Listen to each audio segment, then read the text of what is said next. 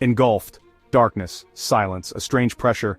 This wasn't sleep, this was something far more sinister. My eyes flickered open. No jungle canopy, no star-dusted sky, just slick pulsating walls. My breath caught in my throat.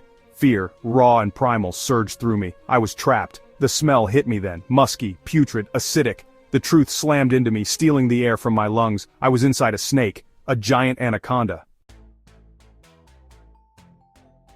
A waking nightmare. Panic threatened to consume me. My heart pounded against my ribs, a frantic drum against the constricting walls of my fleshy prison. My clothes were shredded, my body slick with digestive juices. The air, thick and hot, was already growing stale. I gagged, the stench of decay clinging to the back of my throat. Terror morphed into a steely determination. I wouldn't die here. Not like this. I had to think, had to remember.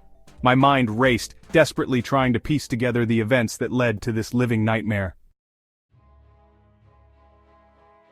Lost in the emerald abyss. It had started 3 days earlier. The air was thick with anticipation as we set out at dawn, the first rays of sunlight piercing through the dense canopy. Our mission was clear, yet daunting, to uncover the secrets of a mythical lost city whispered about in legends and folklore. We were deep in the heart of the Amazon, a 4-man team on the hunt for a mythical lost city. Each step we took was a step further into the unknown, guided only by ancient maps and the stories of local tribes. The jungle was alive, teeming with the sounds of exotic birds and unseen creatures. Legend spoke of ancient ruins, untouched for centuries, hidden deep within the emerald embrace of the rainforest. These ruins were said to hold untold treasures and secrets of a civilization long forgotten. The allure of such a discovery was irresistible, driving us forward despite the many dangers that lay ahead. The jungle was unforgiving, a labyrinth of towering trees and tangled undergrowth. Every step was a battle against nature, with vines that seemed to reach out and grab us, and roots that threatened to trip us at every turn. The air was thick with humidity, making every breath a laborious task. But we were experienced, driven by the thrill of discovery. We had faced harsh environments before, but nothing quite like this. Then the storm hit. It was as if the heavens had opened up, unleashing a torrential downpour that seemed to drown the very earth beneath our feet. A torrential downpour that transformed the forest floor into a treacherous bog. The rain was relentless, turning the ground into a slippery, muddy mess. Visibility dropped to almost nothing, and the roar of the rain drowned out all other sounds. It was chaos. We were separated in the chaos. One moment we were together, the next we were scattered, each of us fighting to stay upright in the deluge. The jungle, which had seemed so alive and vibrant, now felt like a hostile entity, determined to swallow us whole. I remember the ground giving way beneath my feet, the sickening plunge into darkness. It was as if the earth itself had opened up to consume me. The fall seemed to last forever, my mind racing with thoughts of what lay at the bottom. Then, nothing, until now. I awoke to the sound of dripping water and the faint light filtering through the dense foliage above. My body ached and my head throbbed with pain. As my vision cleared, I realized I was alone, lost in the emerald abyss with no clear way out.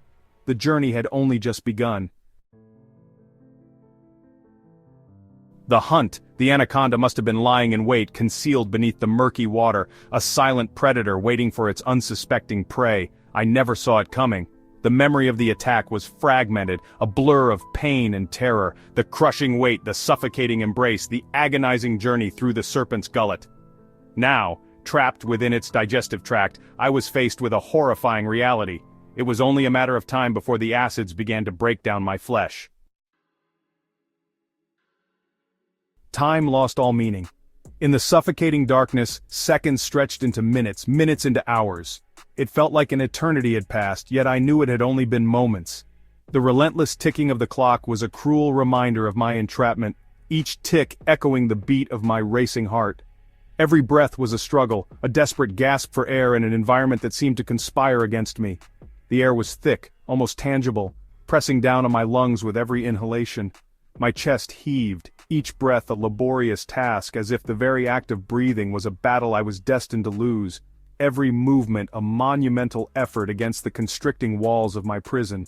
The space was so tight I could barely move my limbs, my hands pushed against the unyielding walls, fingers scraping against the rough surface. It was as if the walls were closing in, determined to crush me in their merciless grip. I was surrounded by death, the remnants of life scattered around me like a macabre tapestry. The forest floor was littered with decaying leaves and the skeletal remains of unfortunate creatures.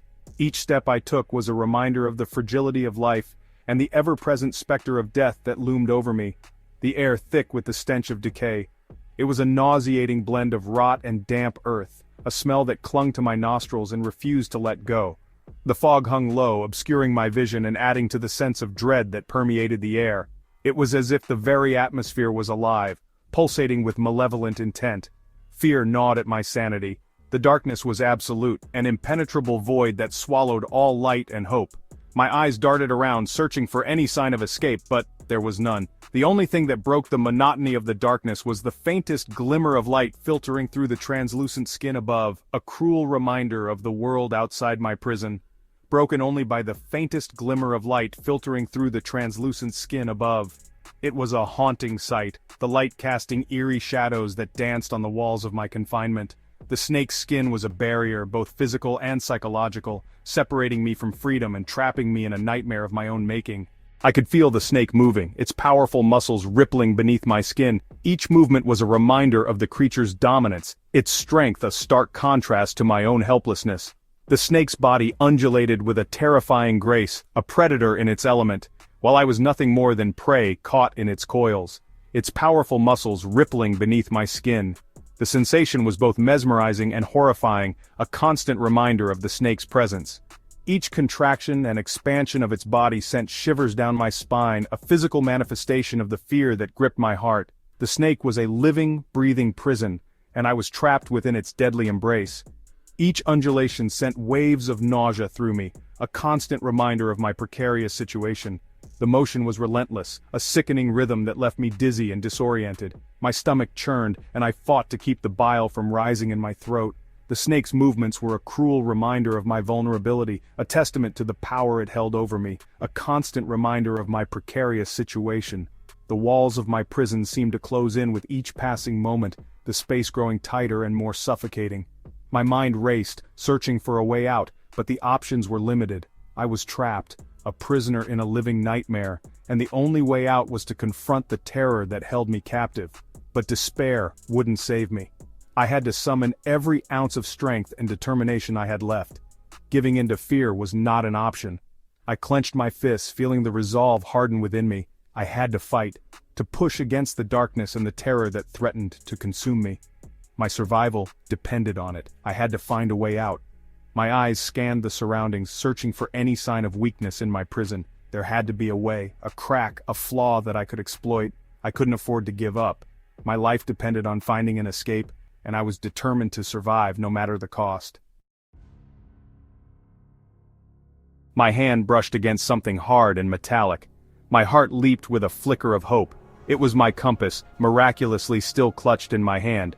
It was more than just a navigational tool, it was a symbol of my will to survive, a beacon of hope in the face of despair. I clung to it like a lifeline. I remembered reading somewhere that anacondas digest their prey slowly, over a period of days or even weeks. Time was on my side, but I had to act fast. My eyes, adjusting to the darkness, made out the faint outline of the snake's trachea above. It was a long shot, but it was my only chance. Using the compass as a makeshift blade, I began to cut. The pain was excruciating, but I pushed on, fueled by adrenaline and desperation. Slowly, agonizingly, I sawed away at the flesh, my progress marked by the trickle of blood that mingled with the digestive juices. The air grew heavier, the stench of decay almost unbearable, but with each cut, I was one step closer to freedom. Finally, after what felt like an eternity, I broke through. Fresh air rushed into my lungs, sweet and life-giving. I dragged myself through the narrow opening, collapsing onto the forest floor, gasping for breath. The jungle had never looked so beautiful. The air, thick with the scent of damp earth and vegetation, was intoxicating. I was free. As I lay there, weak and exhausted, I could feel the anaconda moving away, its massive body disappearing into the undergrowth. The journey back to civilization was a blur. Each step felt like an eternity, my body weighed down by exhaustion and the relentless grip of the jungle. The dense foliage seemed to close in on me, every rustle and shadow a reminder of the dangers lurking just beyond sight. I was driven by a primal instinct to survive, to push forward despite the overwhelming odds. The forest was both my adversary and my sanctuary, a place where I was tested to my very limits. I was found by a group of indigenous people who nursed me back to health. Their kindness and expertise were a beacon of hope in my darkest hour. They treated my wounds with traditional remedies, their hands gentle yet firm, their eyes filled with a wisdom that spoke of generations of survival in this unforgiving land. They shared their food, their stories, and their strength, slowly bringing me back from the brink. In their care, I found a sense of belonging, a connection to a world that had seemed so distant and foreign. They called me the Reborn, a testament to my miraculous escape. Around the campfire they shared tales of their ancestors, of spirits and survival, and I listened, absorbing their wisdom. The name they gave me was more than a title, it was a symbol of my transformation, a reminder of the life I had fought so hard to reclaim. Their acceptance was a gift, a new beginning forged in the crucible of adversity. The physical wounds have long since healed, but the scars run deep. Each mark on my body tells a story of pain and perseverance, a map of my journey etched into my skin. When I look at my reflection, I see more than just the man I was. I see the battles I've fought, the lessons I've learned, and the strength I've gained. These scars are a testament to my resilience, a reminder that I have faced the abyss and emerged stronger. The experience has changed me, branded me with a profound respect for the power and fragility of life. In the quiet moments of reflection, I find myself contemplating the delicate balance of existence, the thin line between life and death. Nature, in all its beauty and brutality, has taught me to appreciate every breath, every heartbeat. I have learned to find peace in the stillness, to seek solace in the embrace of the natural world. This journey has been a crucible, forging a new understanding of what it means to be truly alive. I have stared death in the face and emerged, forever marked by the encounter. The fear that once gripped me has been replaced by a steely resolve, a determination to live each day with purpose and passion. I am no longer the same person who entered that jungle. I am stronger, wiser, and more attuned to the world around me. The challenges I faced have become the foundation upon which I build my future, a constant reminder of the strength that lies within. It was a journey into the belly of the beast, a testament to the indomitable spirit that resides within us all.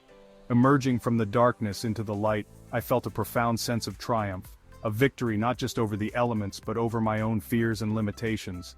This experience has shown me that we are all capable of extraordinary things, that within each of us lies a wellspring of strength waiting to be tapped.